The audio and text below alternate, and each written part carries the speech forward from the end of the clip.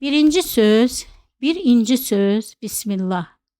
Rəhman və Rəhim olan Allahın adıyla. Mən dünyanı belə gördüm. Birdən 200-ə qədər səsli kitablar. 6-cı kitab. Bir hekayə, bir xatirə, bir söhbət. Bir hekayə. Dünya geniş, biz qərib. Hac ziyarətinin ilk günlərindən biri idi.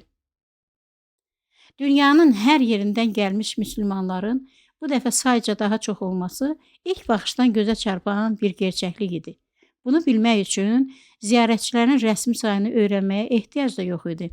İnsanların xüsusi bir sıxlıq əmələ gətirdiyini, onların hər yerdə az qala çiyin-çiyinə getdiyini nəzərə alanda, bu ilki ziyarətçi sayının həmişəkindən qat-qat artıq olduğunu da təxmin eləmək çətin deyildi.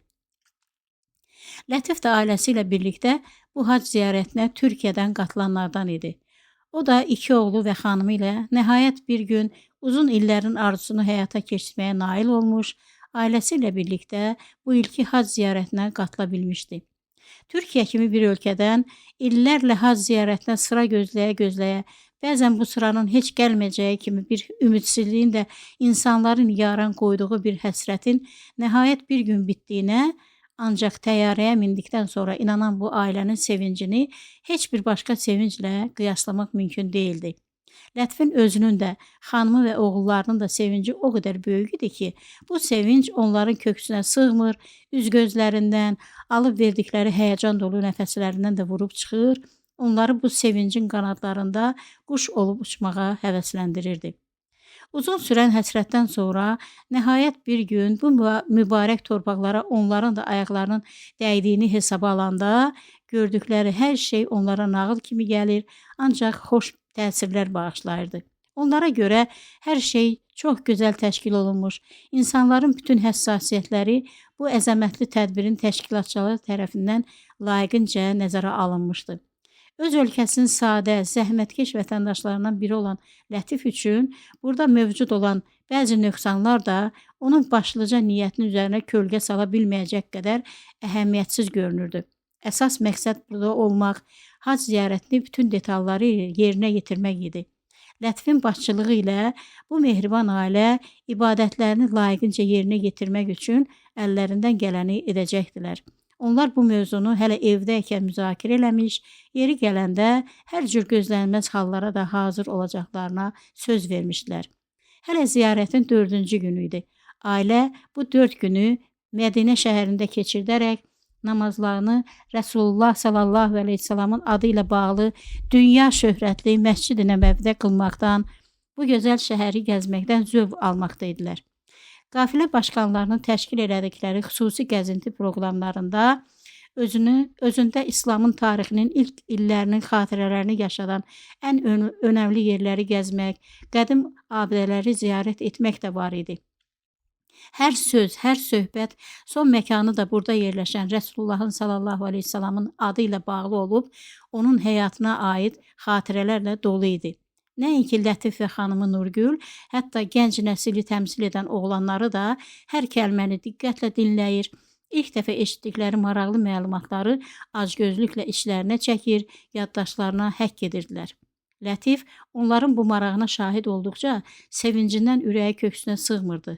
Bugün dünyanın hər yerində İslam düşmənlərinin apardığı çirkin təbliğata görə güya İslamın artıq gözdən düşdüyü, nüfuzunun itdiyini söyləyənlər gənc nəsillərin yavaş-yavaş İslamdan uzaq duracağına dair bir ümidsizlik havası yayırdılar. Halbuki Lətif öz oğlanlarının da, onların yaşında olan gənclərin də bu ziyarətə necə həvəslə qatıldıqlarına, hər şeyə ürəkdən maraq göstərdiklərinə şahid olduqca, bu dinin dünya durduqca yaşayacağına, İslam ümmətini təmsil edən cəsur müsəlman əqidəli övladların Rəsulullahın sallallahu əleyhi və səlləmin sancağı altında dünyanın sonuna kimi yollarına davam edəcəklərinə inamı hər gün biraz da artırdı. Mədinədə son gün idi. Ertəsi gün bu mübarək şəhəri tərk edəcəklərinə dair bir məlumat ziyarətçiləri nə qədər məyus edirdisə də, irəlidə Məkkəyə getmək, əsl hac ziyarətinin vacib hökmlərini orada yerinə yetirmək zərurəti insanları könülsüz də olsa bu gözəl şəhərdən qopmağa vadar edirdi. Çox gözəl olub, Rəsulullahın sallallahu əleyhi və səlləmin adı ilə, həyatı ilə, xatirəli ilə əlaqəli zəngin bir tarixi keçmişi olan mübarək şəhərdə son dəfə günorta namazına azan verildi. Ertəsi gün sübh tezdən qafilə bu şəhəri tərk edərək Məkkəyə doğru yola çıxacaqdı. Hər hallarından görünürdü ki, insanlar bu şəhərdə keçirdikləri son gündə xüsusi bir həyəcanın əsarətində idilər.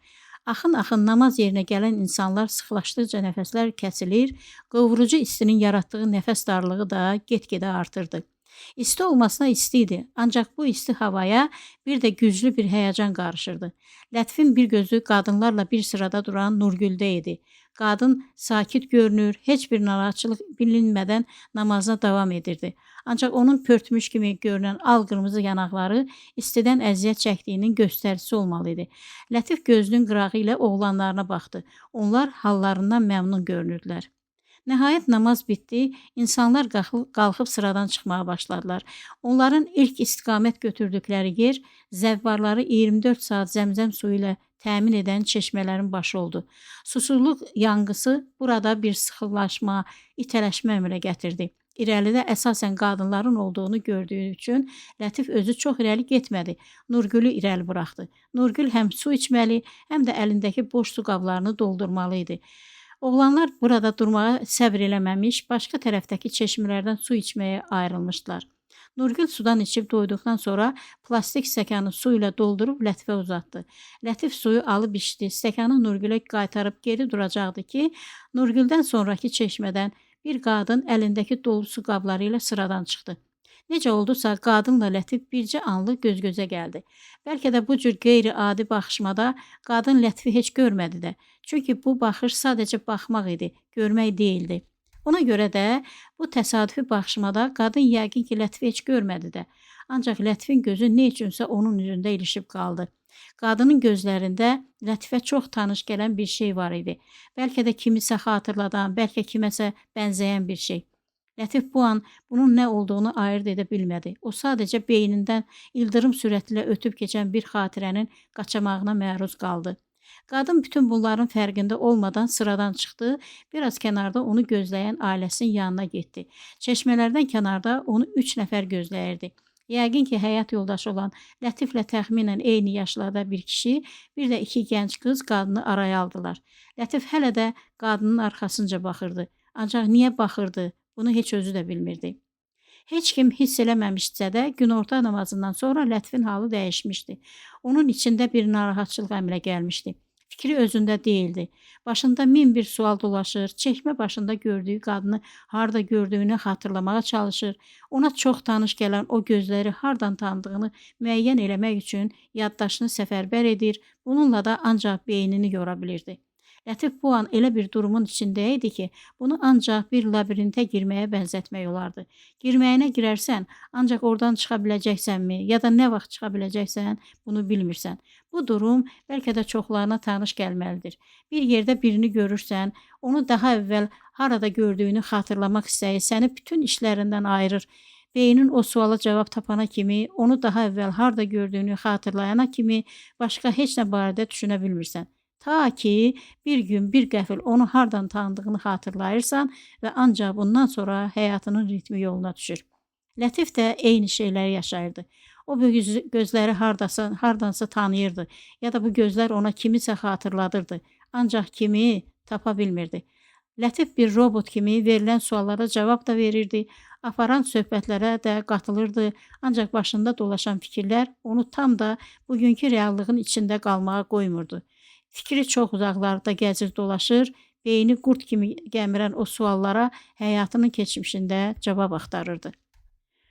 Lətifin yaddaşına oyun oynayan bu qarışıq fikirlər ziyarətin farzlarına təsir edə bilmədi. Tam vaxtında mağrib namazı da qılındı, arxada qaldı. Sıra işa namazının idi. Millət yenə böyük həvəslə namaza toplaşdı. Hər yerə son dəfə baxa-baxa, bir də nəsib olub olmayacağı məlum olmayan bu ziyarətin bu şəhərdəki son günündən gözünü yığa-yığa işa namazını da əda elədi. İnsanlar topa-topa dağılışmağa başladılar. Nurgüllə oğlanlar şirin-şirin söhbət edə-edə irəlidə gedirdilər. Lətif onların arxasınca gedir, bu itələşmədə onlara yetişməyə çalışırdı.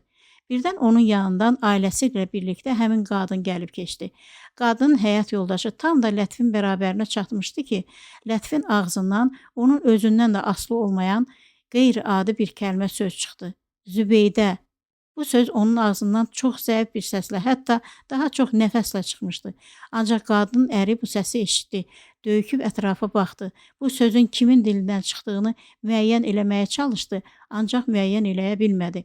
İnsan sıxlığının hər an yer dəyişən, gah irəli keçən, gah geri qalan bu durumunda kimin nə dediyini ayırd eləmək, zülmət qaranlığın hökm sürdüyü bir sıxlıqda bir pıçıltıya bənzər sözün kimin ağzından çıxdığını müəyyən eləmək mümkün değildi. Bəlkə də bu adam bu an özü-özündən şübhələnmişdi. Olmaya qulağıma qeybdən bir səslər gəlir deyə bəlkə də bu şübhəni özündən uzaqlaşdırmağa çalışırdı. Ancaq Lətifin durumu ondan fərqli idi. Özündən ixtiyarsız dilindən qopan o kəlmə Lətifin özünü elə qorxutmuşdu ki, onu bu istidə soyuq tər də basmışdı. Zübeydə, mən bu adı hardan bilirəm? Niyə bilirəm? Bu ad niyə mənim dilimdən çıxdı? Axı mən heç bu adda bir qadın tanımıram. Sübh tezdən zəvvarlarla dolu lüks avtobuslar bir-birinin ardınca Məkkəyə doğru yola çıxmışdılar. Məkkə ilə arada 7-8 saatlıq bir yol var idi. Sürətlə irəliləyən karvan arabir yığcam məscidlərin, yeməkxanaların, restoranların olduğu xüsusi yerlərdə həm namaz qılmaq üçün, həm nahar eləmək üçün, həm də ətrafda olan tarixi abidələri ziyarət eləmək üçün duraqlayır. Bununla da insanların ən təməl ehtiyaclarını yerinə yetirmək üçün imkan yaradırdı. Səudiyyəyə məxsus lüks avtobuslar dünyanın hər yerindən gəlmə zəvvarları müəyyən proqram üzrə mənzil başına daşımaqla mükəlləf idi. Eynilə təyyarə qədər hər cür komfortla təmin edilmiş rahat avtobusların hər biri bir ölkənin zəvvarlarını daşıyırdı. Burada Türkiyədən, İrandan, Avropadan, Azərbaycandan, Pakistandan, İndoneziyadan və dünyanın bütün coğrafiyalarından gələn zəvvarlarla dolu avtobuslar eyni qayda üzrə hər istirahət alanında yan-yana dayanaraq səyahətə ara verirdilər. Belə məqamlarda millətlər bir-birinə qarışır, müxtəlif dillərə məxsus danışıq səsləri bir anlıq burada bir qarma-qarışıq səs güyəmlə gətirirdi. Belə bir anda Lətifin qulağı lap yaxında Azərbaycanca danışıq səsləri eşitdi. Bir qrup zəvvar öz aralarında Azərbaycanca danışa-danışa qarşıdakı yeməkxanaya girirdilər. Lətif çoxdan unutduğu, uzun illər həsrətini çəkdiyi doğma ana dilini eşidərək uşaq kimi kövrəlmişdi. Ancaq indiki halda nə həmvətənlərinin yanına getmək üçün, nə də bu insanlardan vətənin qoxusunu almaq üçün uyğun bir zaman değildi. Çünki Lətifin də aid olduğu Türkiyədən gələn qafilə başqa bir restoranda nahar eləmək üçün əks istiqamətə gedirdi. Görünür, bütün zəvvarları eyni anda ağırlaya bilməyəcəklərini bildikləri üçün nahar etmə tədbiri burada yerləşən restoranlar arasında bərabər bölünmüşdü. Lətif bircə şeyə sevindi ki, hardan tanıdığını xatırlamasa da adını Zübeydə qoyduğu həmin o qadın ailəsi ilə birlikdə Azərbaycana aid olan qrupun arasında gördü. Demək ki, bu ailənin insanları da onun ana vətənindən gələn Azərbaycanlılar imiş. Avtobus kərvanı axşam saat 9-da gəlib Məkkəyə çatdı. Bütün zəvvarlar bir-birinə çox yaxın olan otellərə ayrıldılar. Otellərə yerləşmək də xeyli zaman aldı. Proqramda bugün üçün son dəfə nahar eləmək, işa namazını qılmaq və ilk ümrə təvafı üçün Kəbəyə getmək var idi. Qafilə otelin restoranında nahar elədi, otelin 5-ci qatında yerləşən məsciddə işa namazı qılındı, sonra hamı bir yerdə bircə küçə o yanda yerləşən Kəbəyə doğru hərəkət elədi. Lətif və ailəsi bu axşam çox möhtəşəm bir görüntü ilə üz-üzə idilər. Çox böyük projektorların ətrafı nura boyayan gür işıqları altında saysız hesabsız otellərin arasından Kəbəyə doğru insan seli axın edirdi. Hər millətdən olub, müxtəlif rənglərdə, müxtəlif dillərdə danışan insanlar, kimisi təkrar-təkrar, kimisi ilk dəfə Kəbəni görmək kimi, hər zaman həm həyəcanın, həm də qan təzyiqinin ən yüksək nöqtəsi ilə müşahidə edilən bir təlaşla Kəbəni ziyarət eləməyə, ürəkləri quraqlarında vuran bir sevincin, gah bir həyəcanla, gah da bir yorğunluqla yer dəyişdiyi eyni mübarək sevinci yaşamağa gedirdilər və bu gedişatın adı hac ziyarəti idi. Günlər keçir, zəvvarlar da onlar üçün tərtib edilmiş ziyarət proqramına uyğun olaraq, gah avtobuslara doluşaraq oteldən uzaqlara səfər edir, bununla da hac tarixinin izlərini yaşadan dağlara, qayalara ziyarətə çıxırdılar. gah da günün bir bölümündə Kəbəni tavaf etmək üçün Məscid-i-Hərama axın edirdilər. Proqram çox ağır olmaqla zəvvarların bütün gücünü, qüvvətini çəkib alırdı. Vaxt olurdu ki, insanlar uzaq səfərdən yorğun düşmüş, ac, susuz olaraq geri gəlirdilər. Onlar bəzən özlərini otelə güclə çatdıra bilirdilər. Ayaqlar şişmiş, dizlər taqətdən düşmüş, susuzluqdan dodaqlar çatırlamış olurdu. Halbuki onlar yola çıxmazdan əvvəl tədarüklərini görür, yola su, ərzaq götürürdülər. Ancaq günəşin qızmar şüaları altında 52 dərəcəlik istinin insanları az qala pörtdüyü bir durumda bu ehtiyatlar tez bitir. Bundan sonra əvvəlcə susuzluq, ardından da aclıq insanları zəif salır, onları yetərincə yorurdu. Hac ziyarətinin şərtləri asan sayılmazdı. Lakin zəvvarlar bəzən özləri şərtlərin daha çətinini seçməklə, özlərini aclıq və susuzluqla sınamaq istəyirdilər. Onlar bu yolun ilk yolçularının nələr yaşadığını, necə imtahanlara məruz qaldıqlarını öz üzərlərində təcrübədən keçirtmək naminə bəzən bu səfərlərdə asanlıq yaradan bəzi tədbirlərdən könüllü imtina edirdilər. Hac ziyarətinin asan və çətin başa gələn versiyalarını seçmək sərbəst olsa da, bəziləri hər yerə avtobusla getməyi seçirdisə, daha çoxu o zorlu yollara ayaqla qət eləməyi seçir. 1000 illər bundan əvvəl o yollardan keçmiş səhabilərin zəhmətinə şahid olmağı daha məntiqli qəbul edirdilər. Onlara görə belə bir ziyarətdə müsəlmanlar biraz əziyyət də çəkməli idilər. Əksi halda hər ehtiyacı anında təmin edən bu komfortlu ziyarətin turistik səfərdən heç bir fərqi olmazdı. Lətif də oğlanları da sahib olduqları güclü xarakterə uyğun olaraq hər yerdə şərtlərin ən çətinini seçirdilər. Ailədən heç kimin buna etirazı yox idi. Təkcə Nurgül bu seçimlər üzündən daha çox əziyyət çəkirdi ki, onu da yanında dağ kimi dayanan həyat yoldaşı və oğulları müşahidə edirdilər. Onlar da eyni əziyyətləri çəkirdilərsə də bunu üzə vurmur, Nurgülə yardım edir, onun qoluna girərək gücdən düşmüş addımlarına dəstək olurdular. Hadisələrin bu şərtlər altında cərəyan etməsində önəmli olan o idi ki, bu zorlu yollarda hər kəs halından məmnun idi. Zəvvarların hamısı bir nəfər kimi hac ziyarəti deyilən bu səfərdə çox ciddi bir imtahana məruz qaldıqlarını qəbul edir. Bu imtahandan layiqincə keçməyi, yolun sonunda hər kəsin ancaq öz içində zəfər qazana bilib-bilmədiyini hiss edəcəyi o mənzil başına çatmağı düşünürdü. Və hər kəs zəfər qazananın da, qazana bilməyənin də kim olduğunu yalnız Allahın bildiyini də qəbul edir.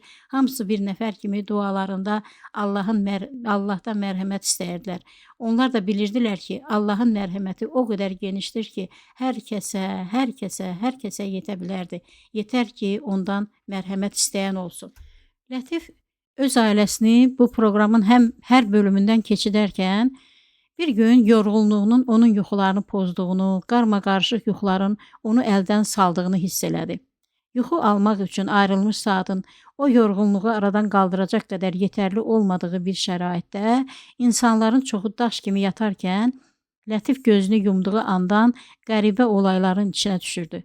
O özünü tamamilə başqa bir yerdə görür, tanımadığı, heç vaxt görmədiyi insanların hiss və həyəcanlarını onlarla birlikdə yaşamalı olurdu. Ağsaqqal bir kişi, yaşlı bir qadın, kim idi bunlar? Ondan nə istəyirdilər? Bir yana baxanda, bura elə bir mübarək yer idi ki, burada insanın başına gələn hər şey bir anlam daşıyırdı. Digər tərəfdən, bu yuxuların yorğunluq düzündən olduğunu da təxmin eləmək olardı. Lakin Lətif ikinci ehtimalı dərhal hesabdan çıxartdı. Çünki bir gün o, eyni bir yuxunun hər gecə fərqli şəkillərdə təkrarlandığını anladı. Bu artıq ciddi bir məsələ idi və bu məsələni artıq ciddiyə almaq lazım idi. Yuxu sanki Lətifə bir şeylər anlatmağa çalışırdı. Lətif bunu bu şəkildə anladığı gün özündən də, bundan sonra öyrənə biləcəyi şeylərdən də çox qorxdu. Əvvəlcə hər şeyi Nurgülə anlatmaq istədi. Ancaq bir gecə yuxusunda o qadını da görməsi, yuxuda Zübeydə kəlməsini bir neçə dəfə təkrar eləməsi onu bu fikirdən daşındırdı. Başına gələn bu qəribə hadisəyə daha ciddi yanaşmağa, onu bəlkə də başqa insanların yardımı ilə çözməyə qərar verdi. Zaman su kimi axıb gedirdi. Hac ziyarətçiləri artıq ən mühüm ibadətlərini yerinə yetirmişdilər. Arafa günü də arxada qalmış, qurbanlar kəsilmiş, başlar da tıraş edilmişdi. İnsanlar bəşər qanunlarının verdiyi vəkalətlə niyyətlərində artıq hacı mərtəbəsinə ucalmışdılar. Lakin hər kəs də bilirdi ki, bu məsələdə son qərar uca yaradanın olacaqdı ki, bunu da hər kəs ancaq axirətdə öyrənə biləcəkdi. Ancaq bu xüsus heç kimi ruhdan salmır. Hər kəs bu mücadilənin qalibi kimi özünü çox xoşbəxt hiss edirdi. Lətif Nurgülün sifariş elədiyi bir-iki şeyi marketdən alaraq geri gəlirdi.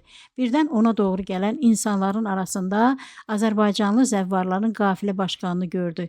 O 2 nəfərlə görünür həmin marketə gedirdi. Lətif həyəcanla onun yolunu kəsdi və dedi: "Qardaş, sən Azərbaycan qafiləsinin rəhbərisən də, eləmi?" "Hə, niyə soruşdun?" "Mən də Azərbaycanlıyam, ancaq Türkiyədə yaşayıram." "Çox gözəl. Kimsən? Kimlərdənsən?"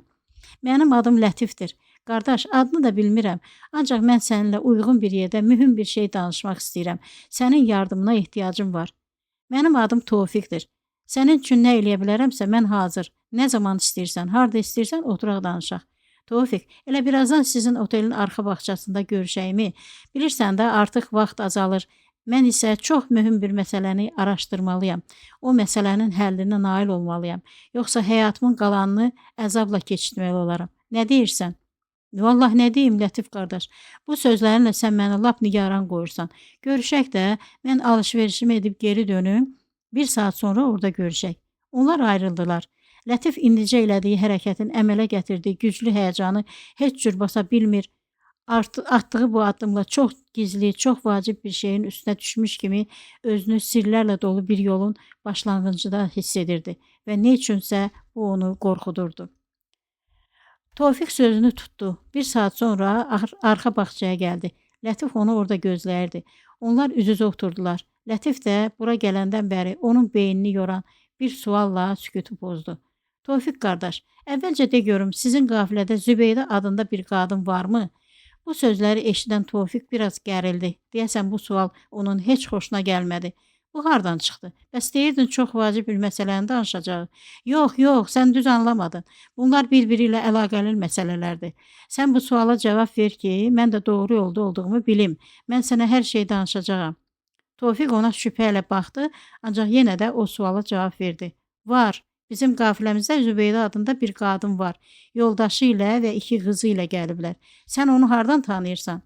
"Tofiq qardaşım, elə məsələ də ondadır ki, mən onu tanımıram. Ancaq onu ilk gördüyüm an mən onun adının Zübeydə olduğunu bildim. Bu ad ildırım sürəti ilə beynimdən sovuşub keçdi. Digər ki, bu adı hardan bildiyimi özüm də bilmirəm. Mən bir zamanlar qəza keçirdib yaddaşını itirmiş bir adamam. Yaddaşımı itirməzdən əvvəl kim olmuşam, nələr yaşamışam, necə olub ki, Türkiyəyə gedib çıxmışam. Sonra qəza nəticəsində dənizə düşmüşəm. Bunların heç birini bilmirəm. Məni xilas edən insanlar mənə sahib çıxdılar. Mənə Lətif adını verdilər, mən də qəbul elədim. Evliyəm, 2 oğlum da var.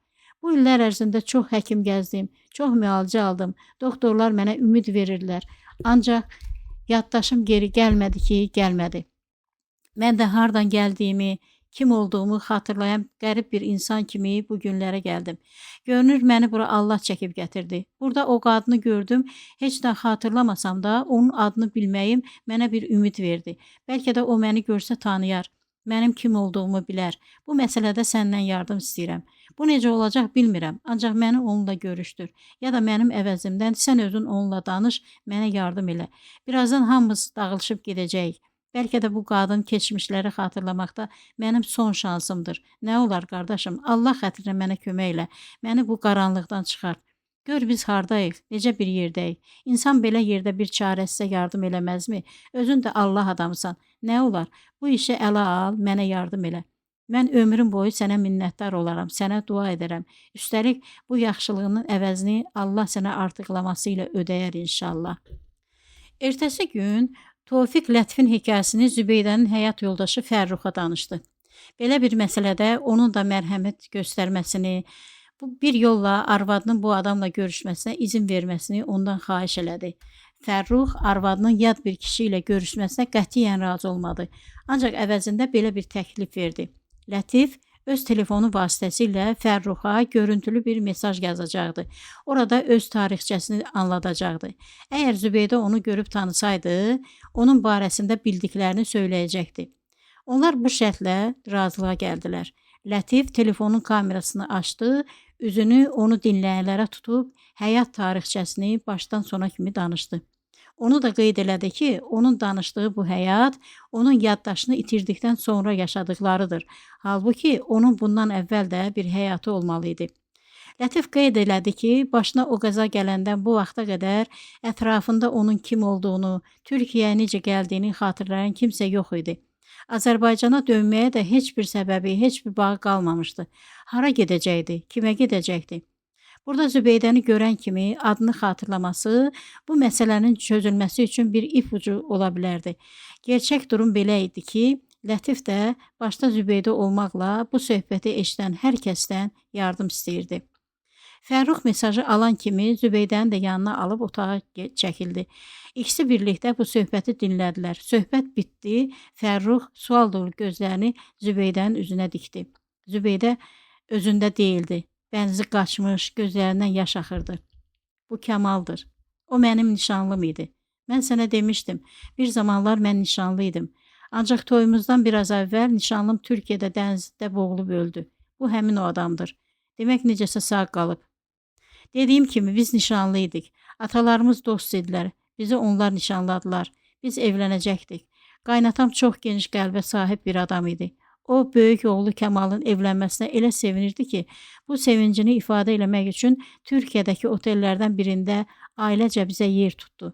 Toydan əvvəl böyük bir heylətlə, yəni Kəmalın ailəsi, mənim ailəm daxil olmaqla bizi Türkiyəyə istirahətə apardı. Çox xoşbəxt idik. Sevənlərimizin hamısı yanımızda idi. Biz Türkiyə kimi gözəl bir ölkədə doyunca istirahət edirdik. Yayın insanlara sunduğu hər nemətindən faydalanırdıq. Vətəndə də bizi artıq bir ay əvvəldən kiralanmış, toyumuzun keçiriləcəyi şadlıq evi, nəşirdən yeni çıxmış, hələ bəlkə boyası da qurumamış toy dəvətnamələri gözləyirdi. Bir gün biz gəmi ilə dəniz gəzintinə çıxdıq. Bu gəmi dənizdə bir yerə qədər sahildən uzaqlaşır, bəzi yerlərdə dənizə lövbər atır, insanların dənizə baş vurmasına, göz yaşı kimi dumduru sularda doyunca çimməsinə vaxt verirdi. Belə əyləncələrin birində Kəmal suya tullandı, bir daha da çıxmadı. Nə oldu, necə oldu, heç kim bilmədi. Onu dənizdə çox axtardılar. Ancaq tapa bilmədilər. Kəmalın ya ölüsünü, ya da dirisini 3 ay axtardılar, ancaq izini tozunu tapa bilmədilər. Toy əhvalı ruhiyyəsi ilə Türkiyəyə gedən biz oradan geriyə yas əhvalı ruhiyyəsi ilə döndük. Mən 3 il yas tutdum. Sonra da səninlə tanış oldum. Nə əcəb sən bunları mənə danışmamışdın Zübeydə. Əvvəla mən o olanları unutmağa çalışırdım. İkincisi də ki, o faciənin sənin yaddaşına da yük olmasını istəmədim. Bu acı xatirələr sənə də ötürməyin nə adnavı vardı. Olan olmuş, keçən keçmişdi. Qismət bizə başqa bir yol çizmişdi. O yolda nə qədər kədər, göz yaşı oldusa da, sonunda mömin olmaq da var imiş. Allahın bu təqdirinə şükürlər olsun. Səncə, biz indi necə hərəkət eləməliyik? Təklif edirəm ki, biz keçmişlərin üstündən sükutla keçək. Hadisələrin o qisminə toxunmayaq. Mən indi məlumat olaraq onun haqqında bildiklərimi yazıb sənə verəcəyim. Sən də bu məlumatları ona ver. Gerisini qoy o özü həll eləsin. Düz deyirsən, bizim keçmişləri eşməyimizin heç bir mənası yoxdur. 2 gün sonra Fərrux Lətiflə görüşdü, Zübeydənin onu görən kimi tanıdığını etiraf elədi. Ardından Zübeydənin yazıb verdiyi məlumatı ona verdi. Şifahi olaraq da bunları dedi. Zübeydə səni tanıdı, sənin adın Kəmal imiş. Vətəndə sənin Əskər adlı atan, sənin Var adlı anan, Vüqar adlı qardaşın, bir də Süsən adlı bacın var. Bizim təklifimiz odur ki, nə qədər ki onlar həyatdadırlar, sən gecikmədən vətənə dön, axtar onları tap. Zübeydənin verdiyi ünvan dəyişmiş də ola bilər. Ancaq sən bu ünvan sayəsində onları tapa bilərsən. Sənin həyatının 1-ci bölümünü bütün təfsilatı ilə qoy onlar sənə anlatsınlar. Bizim əlimizdən gələn bu qədərdir. Allah düşdüyün o qaranlıqdan çıxmaqda sənə kömək olsun.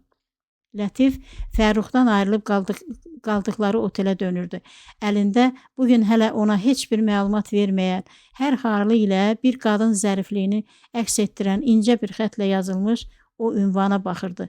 Bakı şəhəri, filan küçə, filan ev. Nə küçə adı, nə ev ünvanı ona tanış gəlmədi. Təkcə Bakı şəhərinin adını çox eşitmişdi.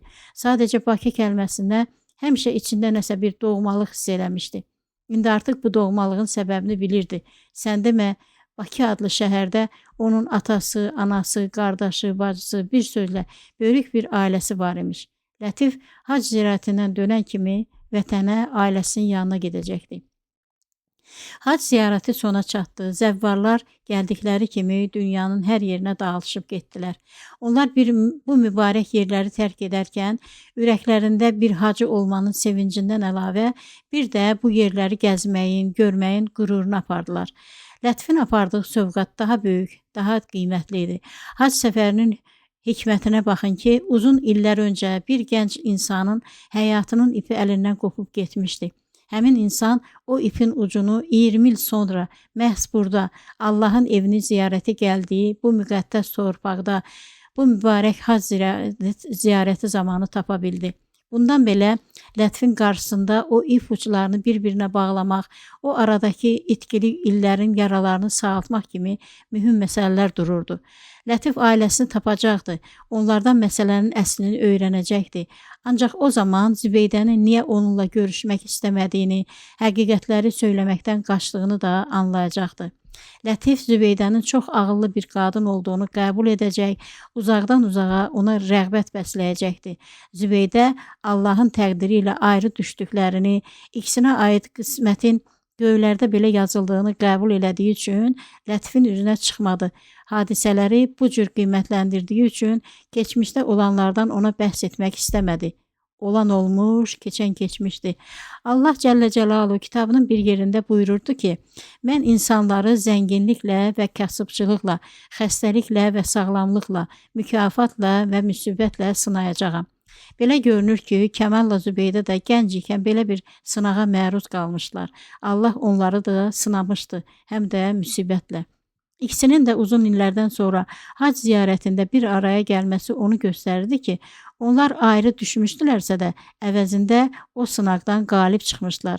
Başlarına belə bir müsibət gəlmiş iki gənc insan nəinki yaşananlara üsyan etməmiş, əksinə həyatlarına davam etmək üçün məhz Allahın yolunu seçmişlər, məhz Allahın ətəyindən yapışmışlar.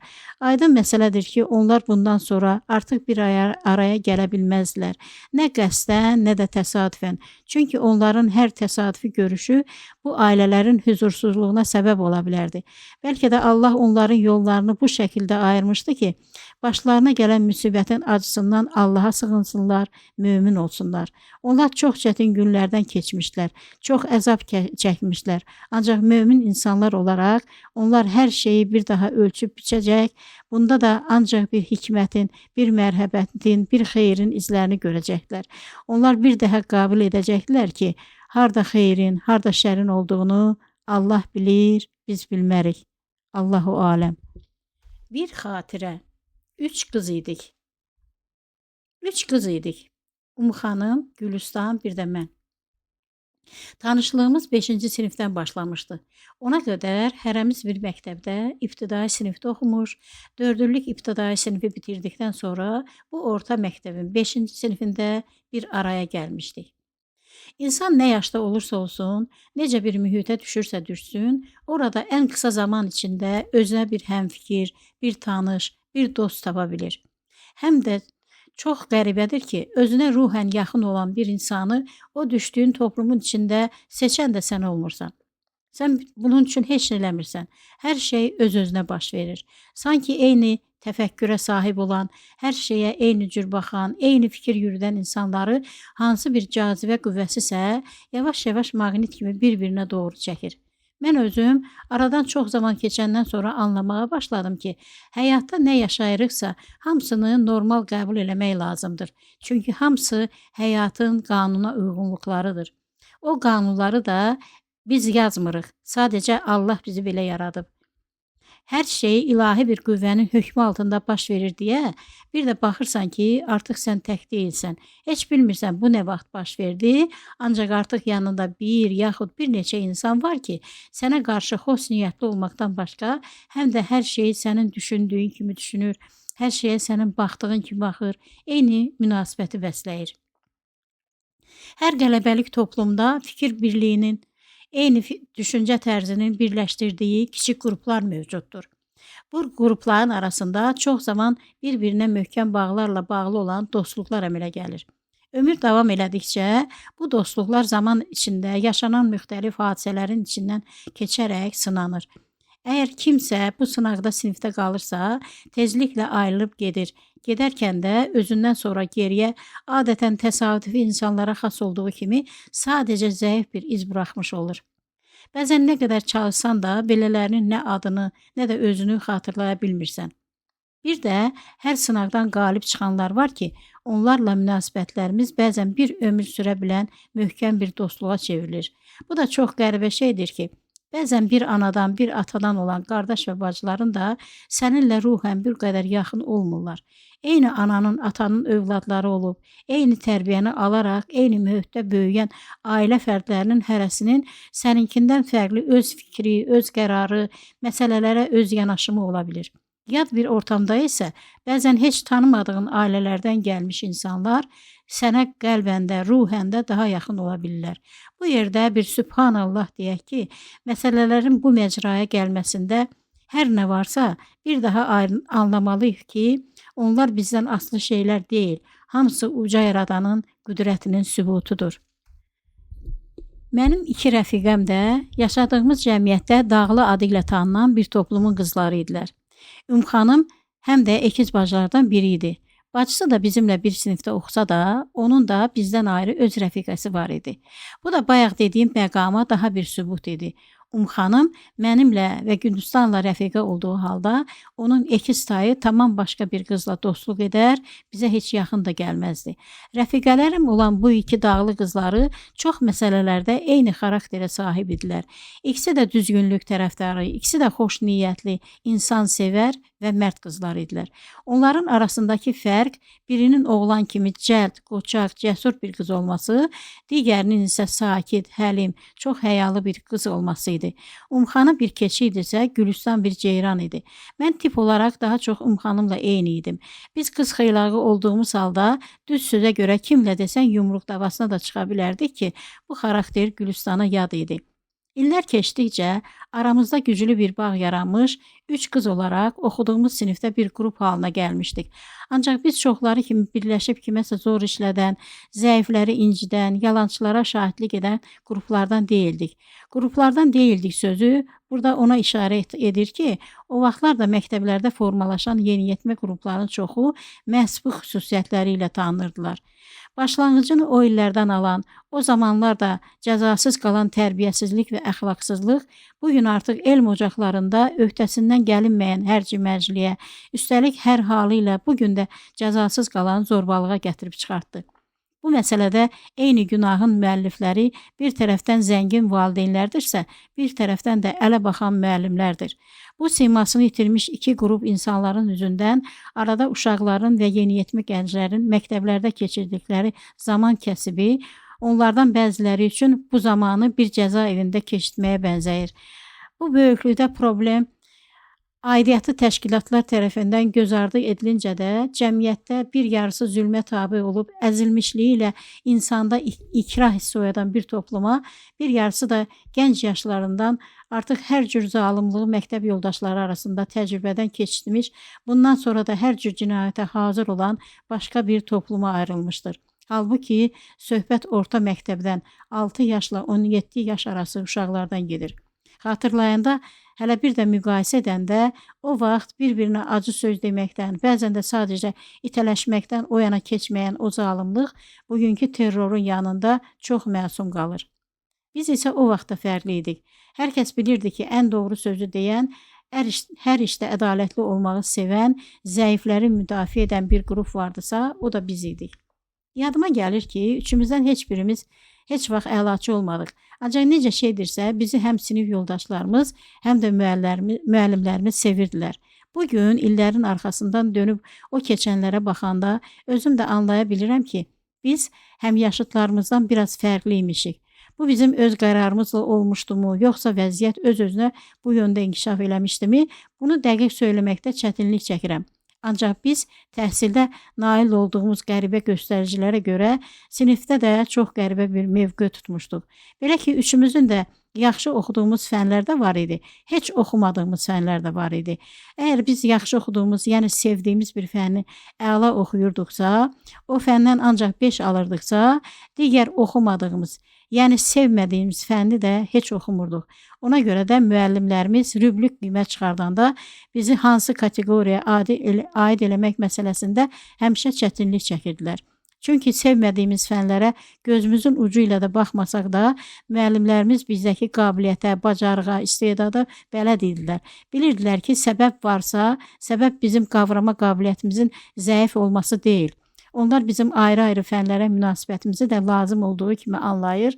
Bilirdilər ki, o fənlər sadəcə bizim prinsiplərimizlə bağlı inadımızı aşa bilmədiklərindən beləcə yüksəliş mərhələsini də keçə bilmirdilər. Bunu deməklə bəlkə də mən yeniyetmələrimizə pis nümunə vermiş oluram.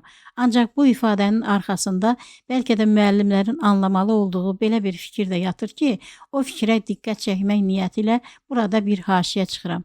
Möhtərəm gənc həmkarlarım, sizə sirr olaraq bir gözəl qanun əmanət edəcəyim. O əmanətə sahib çıxın, əməl edin ki, qarşınızdan gəlib keçən şagirdlərin xatirində layiqli yer tuta bilən müəllimlərdən olasınız.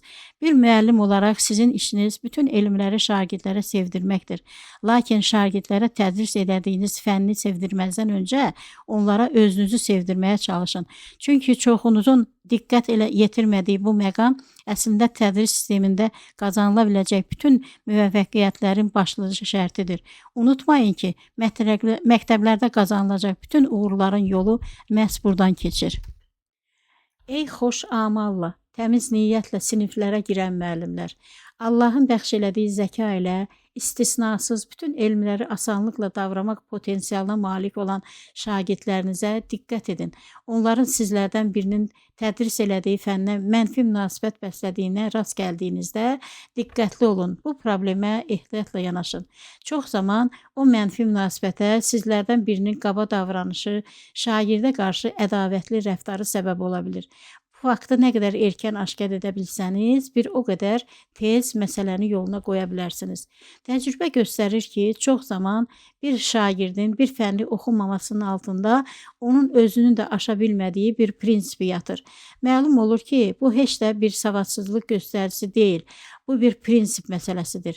Əmək praktikasında belə bir şeyə rast gələndə siz də rast gəldiyiniz belə həssas məqamlara diqqət edin. Şagirdlərinizin o prinsipləri ilə hesablaşmağa, o prinsipləri səbirlə təqib etməyə çalışın.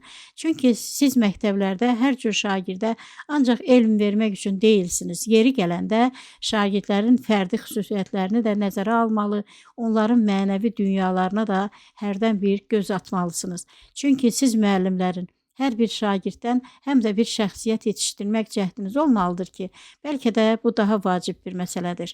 Bir insanın şəxsiyyət kimi formalaşmasında onun 7 yaşından 17 yaşına kimi sürən dövrü mühüm rol oynayır ki, bu zaman kəsbində də onların yanında gün boyu analarından, atalarından çox siz olursunuz. Bunun nə anlama gəldiyini anlamaya çalışın və bunu heç vaxt unutmayın. Bəlkə heç xəbəriniz də yoxdur ki, bir insanın şəxsiyyət kimi yetişməsində, yaxud da 90'larla dolu bir varlıq kimi ərsəyə gəlməsində sizlərin çox böyük rolu vardır. Bu sənəti seçmişsinizsə, bilməlisiniz ki, bu yolda ən böyük məsuliyyət sizin boynunuza düşür. Əks halda sizin hər gün işə gedib gəlməyiniz sizin üçün idman yerişi ilə yürüşə çıxmaq kimi bir məşğələyə bərabər şagirdləriniz üçün də boş yerə vaxt itirmək kimi bir israf dəyərində olacaq.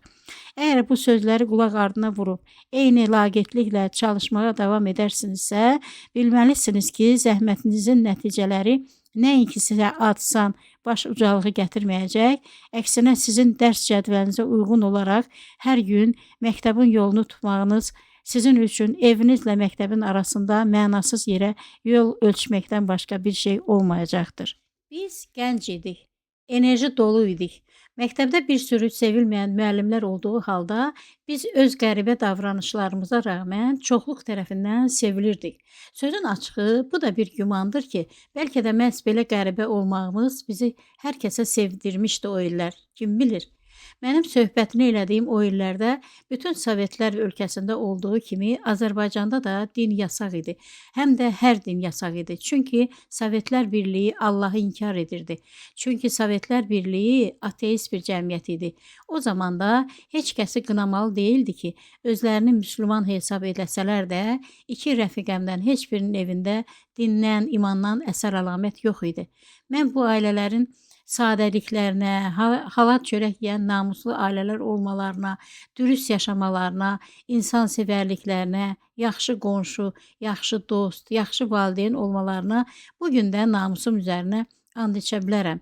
Mən bir tək iman məsələsində o zamanlar onların iman sahibi olduqlarına zəmanət verə bilmərəm. Bu ailələrdə insana yaraşan çox şey var idi. Təkcə iman, yəni namaz, niyaz yox idi. Əlbət ki, bugünkü hallarını bilmədiyim üçün bugün belə bir iddia edə bilmərəm. Bir tək mənim ailəmdə Əli Quranlı anam var idi. Allah ona rəhmət eləsin. Təəssüf hissi ilə qeyd edirəm ki, o vaxt insanlar məcburən kommunist rejimində yaşamalı olduqlarından anamızın Əli Quranlı mümin bir qadın olması bizi də iman sahibi eləməyə yetmirdi. Çünki əks təbliğat həm çox güclü idi, həm də din yolunu tutmağa qanuni qadağalar da var idi. Dini ibadətlər təqib edilirdi, məscidlər anbarlara çevrilmişdi.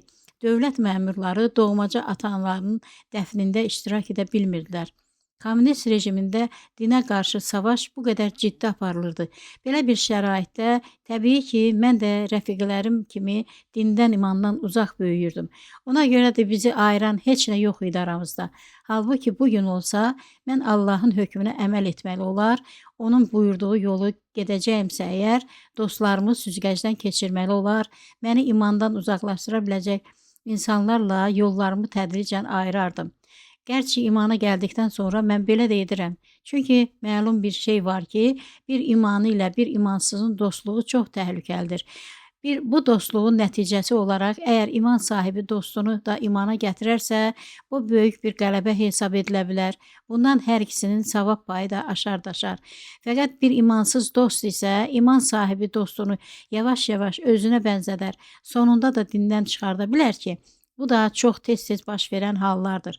Burada onların hər ikisinə böyük günah yazılır. Allah qorusun. Biz dostlarımız üçün gözəl bir nümunə olmağa çalışmalıyıq. Onların imana dəvət etməliyik. Bu doğrudur. Ancaq əgər təvhid imana dəvət etmək cəhdlərimizi bir neçə dəfə təkrarlıqdan sonra da zəhmətimiz boşa gedərsə, artıq o adamdan uzaqlaşmalıyıq. Çünki təcrübə göstərir ki, mənfinin müsbətə təsiri həmişə daha güclü olur. Bu yerdə biz bu məsələni artıq Allaha buraxmalıyıq. Təki o dost bizi imandan çıxartmasın. Özünün imana gəlib gəlməyəcəyi isə qoy Allahla onun arasında qalsın. Belə düşünərək bu dostluqdan ehtiyat etməli, o dostdan uzaq durmalıyıq. Allah bütün dostlarımızı islah eləsin. O vaxtlar bizimlə eyni mühitdə beynəlxalq ailələr də yaşayırdılar. Yəni, bu ailələrdə ər bir millətdən, arvad başqa millətdən olar, onlar ayrı-ayrı millətlərə, ayrı-ayrı dinlərə mənsub olsalar da, rahatlıqla ayrı qurub yaşayırdılar. Belə ailələrdə hər şey ancaq onları idarə edən dostluğa, həmrəliyə və kommunist yaşam tərzinin normalarına dayanırdı. Bir də xanımın ailəsi kimi ailələri var idi ki, bütün ailə sırf müsəlman mənşəli olsa da, o ailənin hər üzvü müasir görüşlü, hər şeyi rahatlıqla qəbul edə bilən, hər kəsə qarşı səmimiyyət göstərən bir ailə idi. Yəni, heç kimlə, heç bir mövzuda problem yaşamayan bir toplum da mövcud idi o zamanlar. Hətta belə deyə bilərəm ki, millətin 90% bu tipdən olan ailələr idi ki, belələrinin nə müsəlman olmaq kimi, nə müsəlman üsulu ilə yaşamaq kimi bir dərdi də yox idi. Sonradan rəfiqəmin ailəsi imana gəldimi, bunu bilmirəm. Çünki biz orta məktəbi bitirdikdən sonra yollarımız ayrıldı. İkimiz də ali məktəbə girdik, oxuduq, ailə qurduq, övlad sahibi olduq. Çox nadir hallarda görüşdüyümüz də olurdu. Bu görüşlər zamanı biz ancaq ailələrimiz barədə söhbət edər, bir-birimizin ancaq ailələrimizin tərkibi haqqında bəzi məlumatlar öyrənə bilirdik.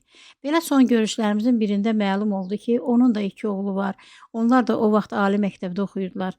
Uşaqlıq rəfiqəmin din baxımından ailəsində bir dönüş olmuşdu mu? Bunu heç vaxt bilmədim. O dönəmlər biz üçümüz də yəqin ki, bir-birinə bənzər eyni bir həyat yolu keçirdik. Övladlarımızı böyüdürdük, oxudurduq və ilaxır. Üç rəfiqədən təkcə Gülüstanın həyatı biraz fərqli oldu. Gülüstan bizdən erkən ayrıldı. Onun ailəsinin imana dinə doğru düzgün qulluq elədiyini söyləyə bilməsəm də, istər öz ailəsi olsun, istər evləndiyi adamın ailəsi olsun, onların hamısı daha çox cahilliklərindən qaynaqlanan dinli ibadətlərinə aid hal və hərəkətlərində tez-tez xurafətə uyan, ancaq bu qədər çaşqınlığın içində yenə də özlərini müsəlman hesab edən ailələrdən idilər. Onlar Gülüstanı məktəbdən erkən ayırdılar. Biz 8-ci sinfi yenicə bitirmişdik ki, həmin ilin yayında Gülüstanın toyu oldu. Onu 15 yaşında evləndirdilər. Biz toya getmədik, çünki bizi toya dəvət edən olmadı. Bundan biz belə anladıq ki, yəqin ki, Gülüstan o toyda söz sahibi deyilmiş. Ancaq biz rəfiqəmizi unutmadıq. Toydan 6 ay sonra Gülüstanı ziyarətə getdik. Gülüstan həyat yoldaşının böyük ailəsi ilə eyni həyətdə, ancaq ayrıca bir evdə yaşayırdı. Biz Gülüstanın ardınca onun evinə gedərkən ən az 6 qapının önündən keçdi ki, bunlar hamısı Gülüstanın qayınlarının, baldızlarının evləri idi. Çox da geniş olmayan həyətdə bir nəsil adam bir arada yaşayırdı. Biz rəfiqəmizi gördük, bir neçə ayın içində bir neçə yaş böyüdüyünə də şahid olduq. Gülüstan əvvəlki sakit, həlim qız idisə də onun hərəkətlərində olğunlaşmış bir ev xanımının davranışları var idi artıq. Sözü çəkdi, Gülüstan da bizə həyatından razı olduğunu, həyat yoldaşını çox sevdiyini söylədi. O bu dedikləri ilə bizi nigarançılıqdan qurtarmaq istəyirdimi, yoxsa dedikləri həqiqət idimi, biz bunu bilmədik. Ancaq ora gedib qarşımızda tamam başqa, hərəkətlərində daha da ehtiyatlı, hər əməlində daha ölçülü, az qala tanımadığımız, yaşını bildiyimiz halda özünün neçə yaş böyüdüyünə şahid olduğumuz bir Gülüstan gördük. Rəfiqəmizdə gördüyümüz bu dəyişiklik bizə necə təsir eləmişdisə, geri dönərkən ürəyimizi qərib bir kədər bürümüşdü. Sonralar Gülüstan barədə hərdən bir şey eşidirdim. Son olaraq öyrəndim ki, Gülüstanın 5 övladı var imiş. Bu xəbəri eşidəndə çox sevindim. Həm də ürəyimdən keçdi ki, Gülüstan öz xarakteri ilə onlara çox gözəl bir ana olacaq. Bircə ailecə doğru düzgün imana da gəlsəydilər. Etiraf edim ki, hər kəsin məsul bəxtiyar yaşamasını istəsəm də, Allah yolunu tutmayan müsəlmanlara halına acıyıram hər zaman. Çünki bilirəm ki, nə qədər müvəffəq olsalar da, bu bəşər dünyasında nələrə sahib olsalar da, onların həyatında ən vacib şey əksik qalır. Çünki böyük bir canfəşanlıqla nail olduqları ən böyük vəzifədə, ən böyük sərvət də ancaq bu dünyaya aiddir və bu dünyada qalacaq. Axirətə inanan, axirətini düşünən müsəlmanların isə niyyəti də, dərdi də başqa olmalıdır. Dildə hər kəs axirəti qazanmaq üçün nə etməli olduğunu bilir, ancaq əməldə çox insanın həyatında bu mənada çoxlu boşluqlar var. O boşluqları Allaha ibadətlə doldurmadan dünyasını dəyişənlərin hər biri son məkanda bədbəxt olacaqdır. Bu acı həqiqət insan sözü deyil, Allahın Cəllə Cəlaluhu xəbərdarlığıdır. Bunu da bilənlər çoxdur, ancaq yadda saxlayaraq necə yaşadıklarına diqqət edənlər çox azdır. Mən bunu ən yaxınlarıma, ən çox sevdiklərimə deyəndə də bəzən onların məndən uzaqlaşmalarına, soyunmalarına şahid oluram. O zaman da mənim əlimdən onlar üçün ancaq dua eləmək gəlir. Mən tanıdıqlarımdan kimi xatırlayıramsa, onun üçün də dərhal ona dua edirəm. O ümidlə ki, mərhəməti sonsuz olan Allahımız da o duaları dərhal qəbul edər inşallah. Allah tezliklə bütün doğmalarımı, dostlarımı, bütün rəfiqələrimi ailəcə islah eləsin. Onlara ən yaxın zamanda hidayət nəsib eləsin ki, günahlarından təmizlənməyə də zamanları çatsın inşallah. Amin. Allahu aləm. Bir söhbət. La ilahə illallah. Ey Abdullah, ey Allahın qulu, əgər sən də özünə müsəlman deyirsənsə, həyatında birinci yerə qoyacağın ibadətlərin içində qəbul edəcəyin sünnətlərin də yer alması çox vacibdir. Xəbərin olsun ki, o sünnətlərin hər biri sənin talihində mühüm rol oynamaqla bərabər, üstəlik sənin öz xeyrinədir.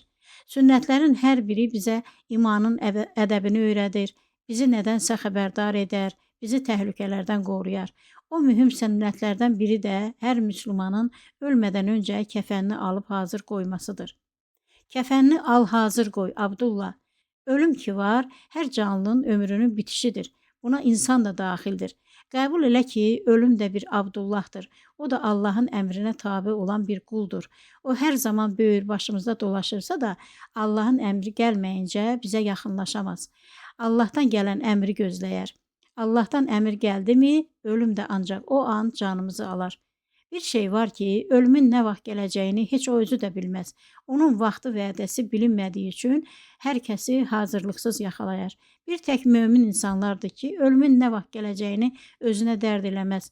Ölümə də hər əməlləri ilə, həm də niyyətləri ilə hazır olmağa çalışar.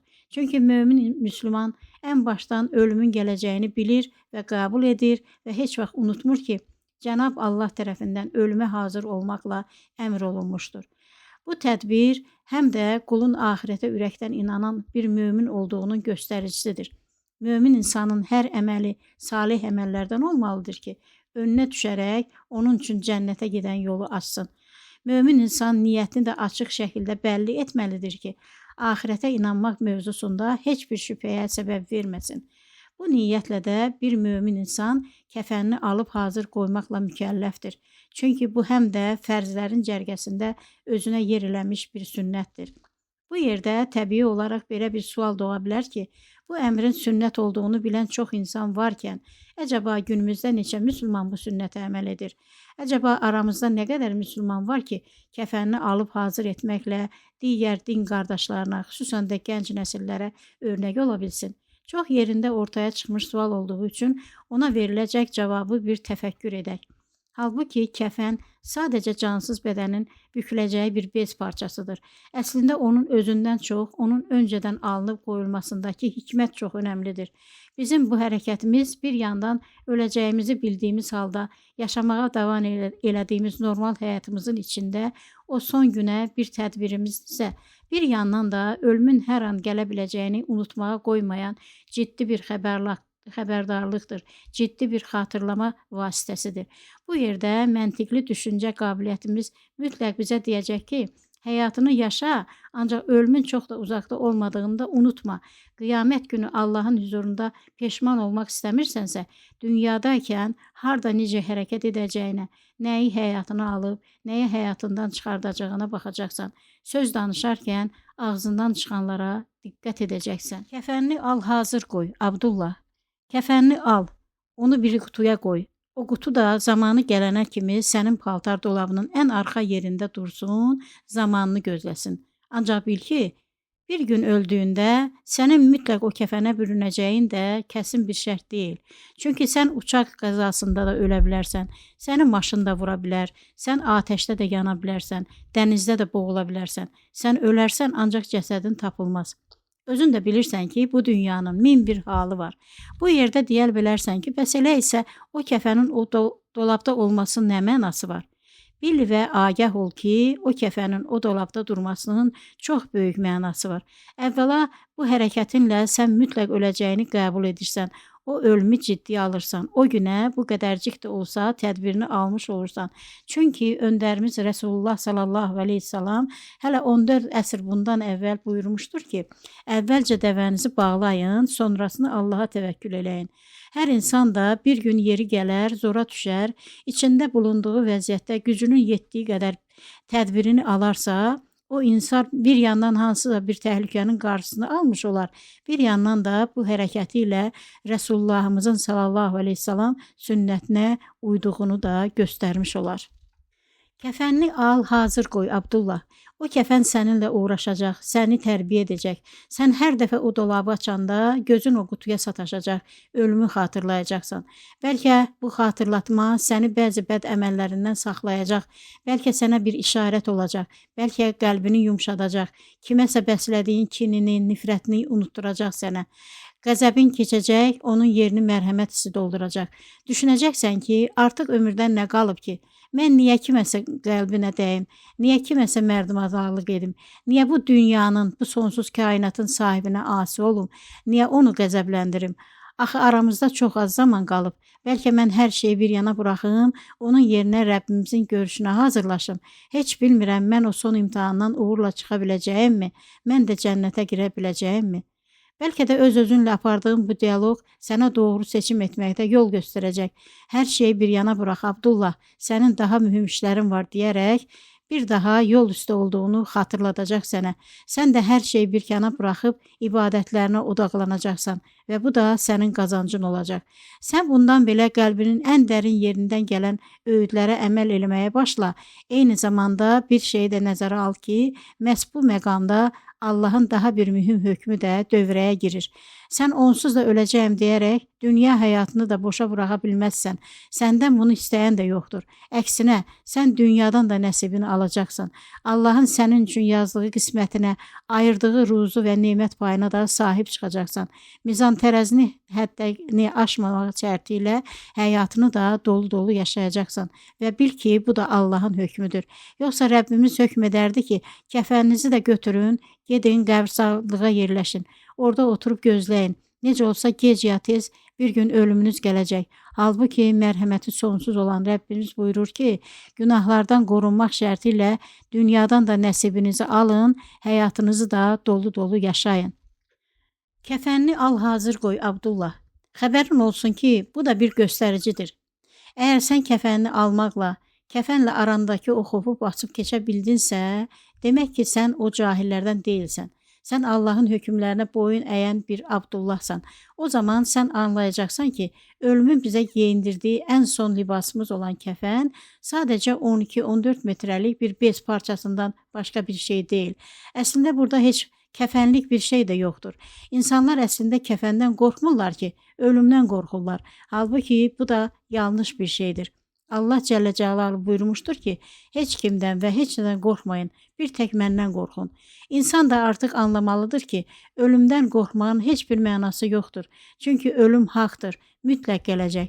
Halbuki əbədi səadəti də, əbədi cəzanı da verəcək olan Cənab Allahdır. Təkcə möminlər deyil, hətta bütün insanlar bir tək ondan qorxmalıdırlar. Bir tək onunla baş tutacaq o ilk və son görüşə hazır olmalıdırlar.